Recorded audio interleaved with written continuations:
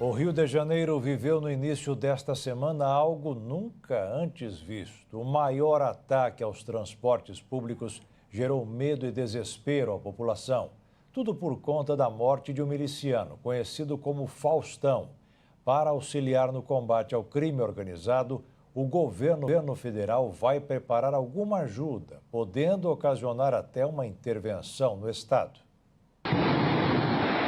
O caos instaurado no Rio escancarou a situação em que o estado fluminense se encontra. A morte do miliciano Matheus Rezende desencadeou uma série de ataques ao transporte público. Além disso, como consequência, o governador do Rio de Janeiro, Cláudio Castro, estaria sendo ameaçado de um atentado. A Polícia Civil e o Gabinete de Segurança Institucional estão investigando a situação, que passou a merecer atenção redobrada desde ontem. Para isso, a segurança pessoal do governador, da mulher e dos 2 filhos foi reforçada. Mas, além da segurança do governador, as forças de defesa do estado precisaram estar presentes no cemitério Jardim da Saudade, na zona oeste do Rio. Isso porque o miliciano Matheus Rezende, conhecido como Faustão, foi sepultado no local. O criminoso foi morto em confronto com agentes da Polícia Civil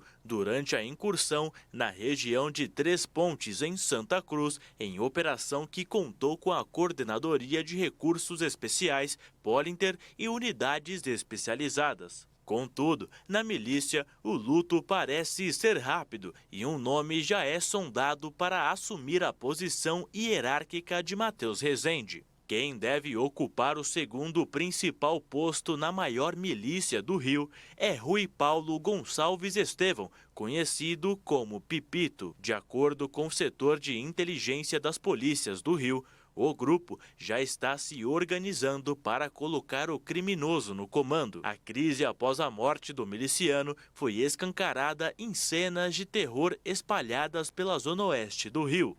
Em represália à morte do miliciano, os criminosos incendiaram 35 ônibus, um trem, uma estação do BRT e 4 caminhões. Ao todo, o governo do estado fluminense calcula que o prejuízo passou dos 38 milhões de reais. Mais de 2,5 milhões de passageiros foram afetados com os ataques. Do Rio de Janeiro, o repórter Anderson Nascimento explica melhor sobre as condições das pessoas e as ações do governo. Já o transtorno para quem precisava dos ônibus para os deslocamentos pela cidade é incalculável.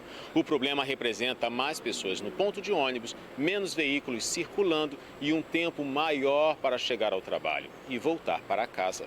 Tudo isso foi ocasionado pela morte do sobrinho do miliciano Zinho. Entre os coletivos queimados, 20 são da operação municipal, 5 do BRT e outros de turismo. Outros veículos e pneus também foram incendiados, fechando diversas vias em bairros como Campo Grande, Santa Cruz, Paciência, Guaratiba, Septiba, Cosmos, Recreio, Ioaíba, Barra, Tanque e Campinho.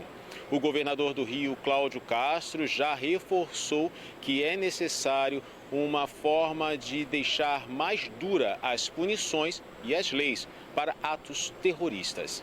Para além do governo estadual, a crise no Rio de Janeiro também se estendeu para o governo federal. O ministro da Justiça e Segurança Pública, Flávio Dino, prometeu o envio de mais homens da Força Nacional ao Rio de Janeiro. Em publicação nas redes sociais, Dino prometeu ainda enviar autoridades federais para ajudar na intervenção na capital fluminense junto às autoridades estaduais. Até mesmo o presidente da República comentou sobre a crise existente no Rio de Janeiro. O nosso representante em Brasília, o repórter Ângelo Nascimento, explica como o governo federal deverá agir com relação à crise no Rio de Janeiro. Hoje o presidente Lula conversou com o ministro da Defesa, José Múcio, e vem conversando constantemente com o ministro da Justiça e Segurança Pública, Flávio Dino, e também com o governador do Rio de Janeiro, justamente para que todos possam encontrar uma solução de forma